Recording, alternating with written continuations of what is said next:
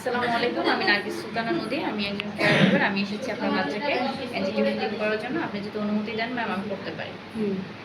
এরপরে হচ্ছে আমি আগে দেখবো বাচ্চার আসলে ঠিক পজিশনে শোয়ানো হচ্ছে কিনা, না হলে আমি আগে বাচ্চাকে পজিশন যে পজিশন দরকার 45 ডিগ্রি অ্যাঙ্গেলে আমি আগে বাচ্চাকে শোয়াই নিব। ঠিক এই পজিশনে এভাবে হবে।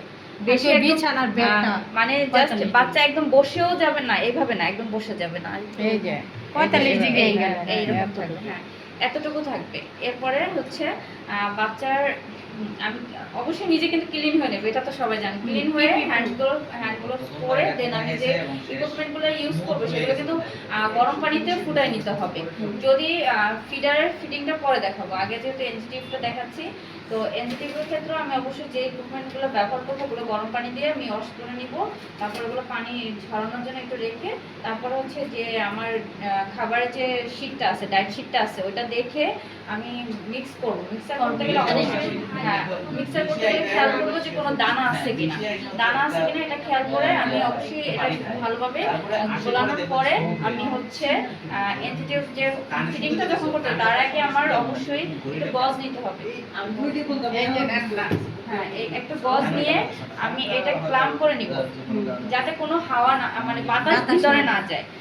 ক্লাম্প করে আমি এটার মুখটা একটু ভালো করে পরিষ্কার করে নিব, গজ দিয়ে পরিষ্কার করে নিয়ে তারপরে হচ্ছে এটা রেখে দিয়ে এখানে হচ্ছে আমি যেহেতু 10 সিসি, কারণ ফাইবার ছোট যে সিরিঞ্জটা 10 সিসি, এটা দিয়ে চেক করব যে গ্যাস্ট্রিক জুসটা যে আসে কিনা, এটা আসলে ঠিক আছে কিনা, যে মানে এই নলটা পাতা সেট হয়েছে কিনা, ঠিক আছে কিনা। এর জন্য আমি এটাকে অল্প একটু টান দিব।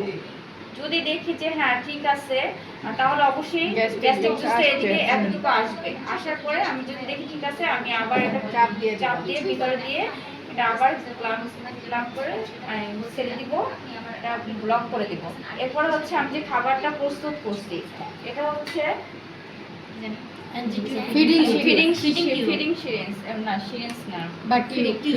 টিউব। এরপর হচ্ছে আমি ক্লাম্প করে আমি ফিডিং টিউবটা সেট করে নিয়ে দেন আমি এখানে যে খাবারটা যে পরিমাণে থাকবে, এটা ফর্মুলা এইটা যে আমি গোলানো হয়েছে এটাকে আমি 3 বারে দিব। ফার্স্টে আমি কিছুটা, এটা কি ডাক্তারের পরামর্শ দিছে না? এটা হলো ডায়েট চার্ট অনুযায়ী হচ্ছে চার্ট থাকবে, ওই চার্ট অনুযায়ী আমি খাবারটা রেডি হতে পারে, দুধও হতে পারে। বলছে যে ডায়েট চার্ট এই যে আমি বললাম না যে ডায়েট চার্টে আমি দেখে তারপরে খাবারটা রেডি। কি দানা থাকা যাবে না? হ্যাঁ, দানা থাকা যাবে, তরল। এরপরে হচ্ছে আমি ক্লাম্পটা ছেড়ে দিব এবং পুরোপুরি শেষ হওয়ার আগে আবার ক্লাম্প করে নিব। অবশ্যই তো এটা ঠান্ডা করে নিয়ে লাগবে একটু, যদি আমি গরম অবশ্যই আমার খেয়াল করতে হবে যে আসলে কতটুকু গরম আছে। এরপরে হচ্ছে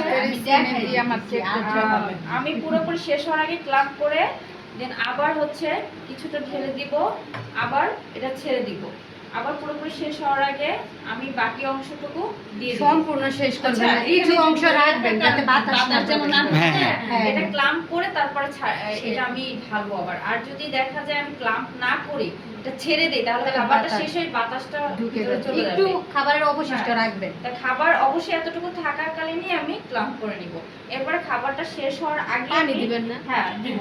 খাবারটা শেষ হওয়ার আগে আমি ক্লাম্প করে আমি কিছুটা 5 ml এর মতো আমি কিছুটা তরল পানি, মানে তরল বলতে মানে পানি দিয়ে দিব। পানি দেওয়ার পরে আমি যখন এটা পানিটা দিয়ে ছেড়ে দিব, শেষ হওয়ার আগে আমি এটা ক্লাম্প করে খুলে দিব এবং আবারও মুখটা ভালো করে গজ কাপড়ে ক্লিন করে লাগানোর পরে আমি কিছুটা ধরে রাখবো যাতে খাবারটা ভিতরে চলে যায়। এরপর হচ্ছে বাচ্চাটাকে আমি কিছুক্ষণ পর্যবেক্ষণ করব, দেখবো আসলে বাচ্চা ঠিক আছে কিনা, অসুস্থ বোধ করতেছে কিনা। এইভাবেই 30 মিনিটের মতো আমি বাচ্চাকে সময় দিব।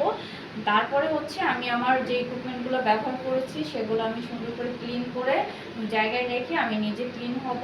তারপরে আমি বাচ্চা আরেকটা আছে, যদি ওনার প্রয়োজনীয় ওষুধ থাকে সেগুলো কি করবেন, সেগুলো এখানে গুলাবেন, মানে দানাদার যাতে না থাকে, তো গুলিয়ে তারপরে সেই ওষুধটা দিয়ে দিবেন, টিউবের মধ্যে দিয়ে দিবেন।